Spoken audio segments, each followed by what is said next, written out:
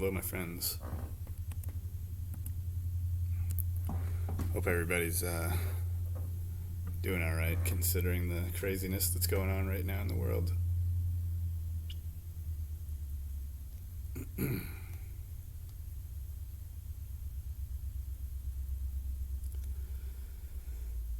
Alrighty. What am I saying? What am I saying? Why do I get so nervous? Why do I care so much? Just let it out. Let it all out. That's what this thing is all about. What I'm trying to communicate through these videos, and what is really needs to be communicated in our whole world. Really, is it's a letting go of our filter, letting go of that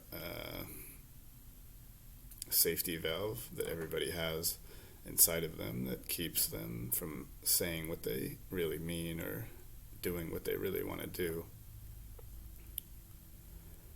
And the mechanism for keeping that alive is known as the ego in the spirituality world, the default mode network in the neuroscientific world.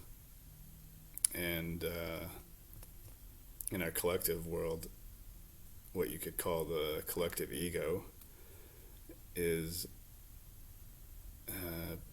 kind of just the powers that be, as far as the political and economic machine that keeps people, not everybody, but most people, in a state of dependency and feeling like they don't have enough. And that's how that machine works. That's how it perpetuates itself. And in order to do that, you have to have some kind of a struggle or some kind of a division. Like the mind works by dividing things. It separates one from the other. It labels them and assigns a value to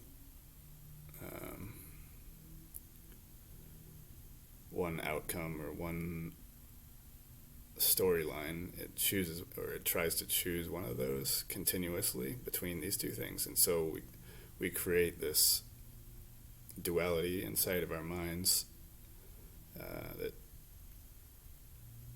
is it creates a depression and an anxiety and a fear, most of all a fear, because we're never quite sure what to do. We're never totally certain of what we want to say and how we want to behave. There's always a split inside of our minds that's kind of our protective shield from the world around us and from ourselves, from our best self or our most authentic self shining through.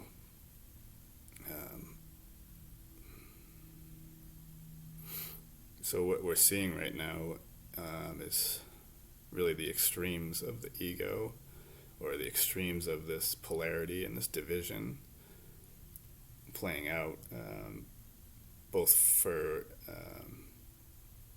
in people's minds as well. I mean, these things happen together. They coincide with one another. They're just two aspects of the same coin.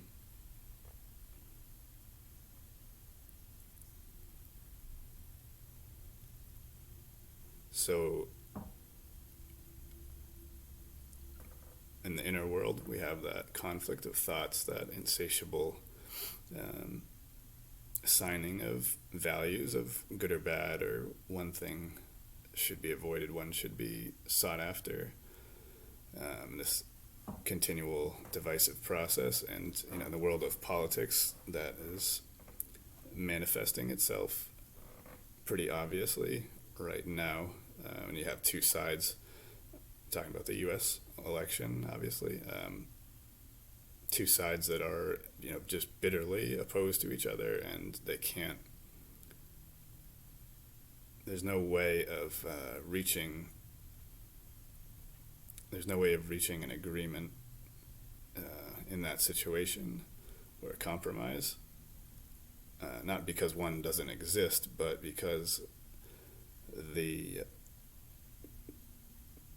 charge, or the energy that's moving in these two separate directions is so strong that it prevents that's what polarity is. They move apart from each other, and that very pull apart, that in and of itself creates the tension, and it makes it so that there can't be any balance or any wholeness or oneness.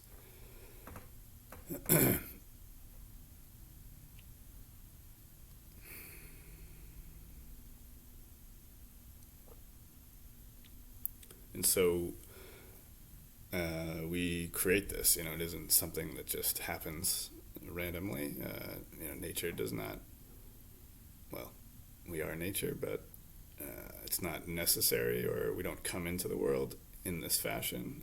So it's, as I've said, a carryover from our previous programming or our genetics and biology from the animal kingdom, as far as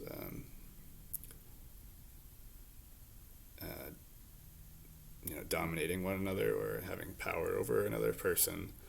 And so that kind of plays itself out in the human being as the ego, or the mind, which takes this power struggle and this sense of separation to its absolute limit, or as far as what our planet is able to withstand and what our minds are able to withstand before we just start shooting each other, due to this illusion that we've created.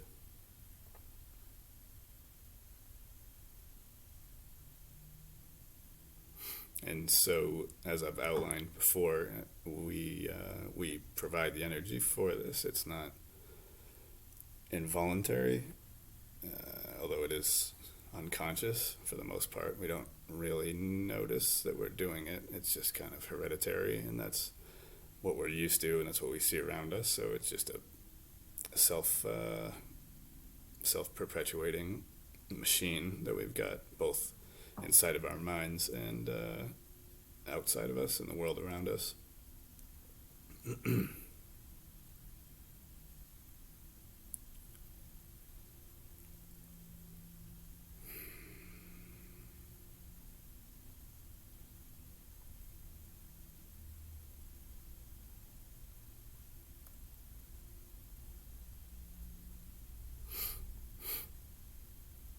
So as long as that machine and that energy is still alive inside of us, there's always going to be that split. There's always going to be that fear, because we're just not quite settled inside. There's a fundamental imbalance or a dis-ease that comes about by the momentum of the mind and the momentum of the split kind of bipolar thing that we're all doing.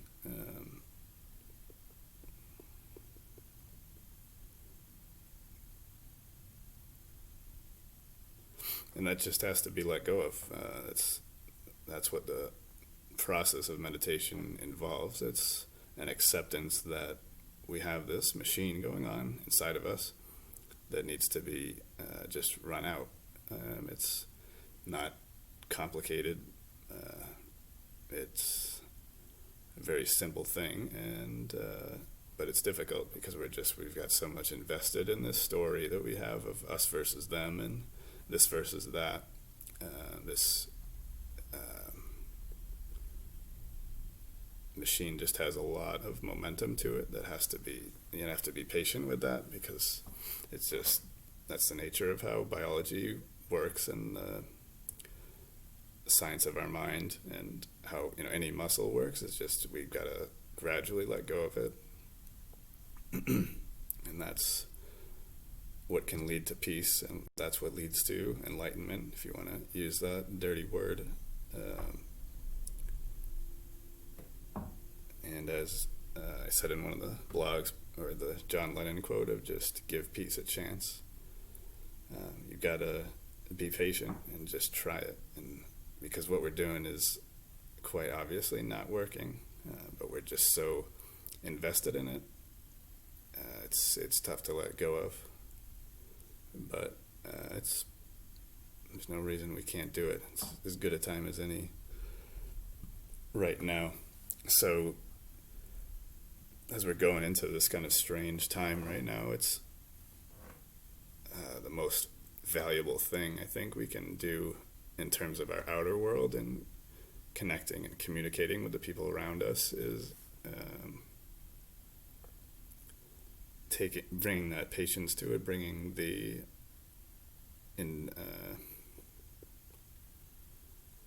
bringing that kind of passivity and acceptance of the other side.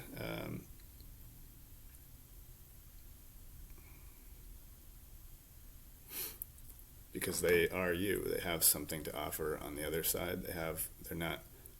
We're all living in the same world. We're all together in this. We're all one unit here, and it's everything has to be, when we can come together from a state of acceptance and respect for one another, then then you can find the middle ground. And there are things that politically on the right side of the political spectrum that have value. There are some that do not, and the same goes for what the left is doing right now. And when you when you have two polarities like that, when you have such extremes, there are valuable aspects of each side, and I talk about that in one of my blogs recently. But there are also, because of that imbalance and because of that extreme to which one side goes, it also loses something, and it misses something that the other polarity has to offer.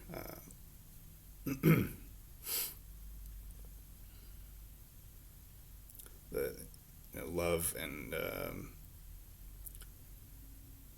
care for the other side, or care for one another, has to be mixed with a certain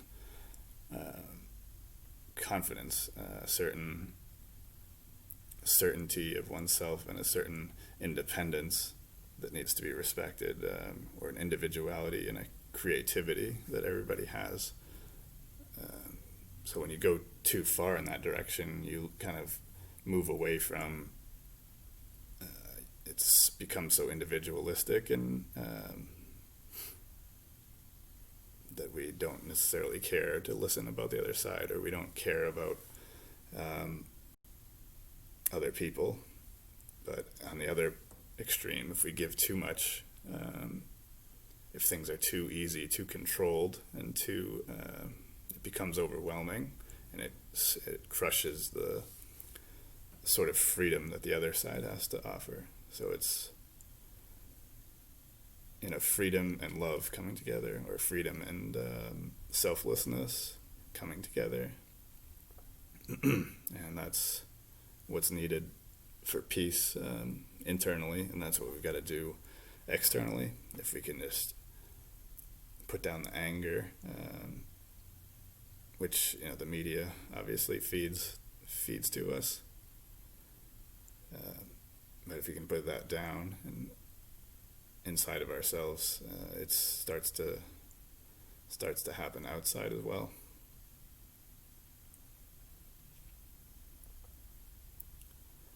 So yeah, that's my hope for what can ultimately come of this strange but necessary situation we find ourselves in.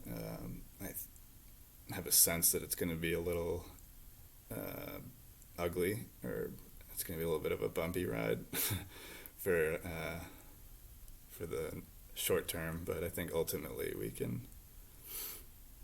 Sometimes you need to crash the car into the wall and just learn to deal with the wreckage a little bit. something beautiful can come from that. But yeah, I